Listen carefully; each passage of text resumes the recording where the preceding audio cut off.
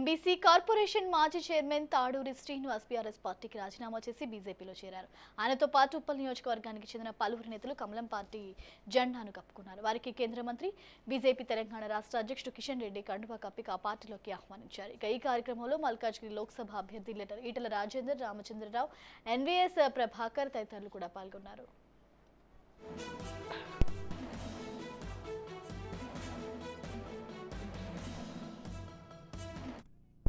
ఈ సందర్భంగా కాంగ్రెస్ పార్టీ అమలు కాని హామీలు ఇచ్చిందని మండిపడ్డారు. అసెంబ్లీ ఎన్నికలకు ముందు అనేక హామీలతో ప్రజలను మోసం చేసిందన్నారు.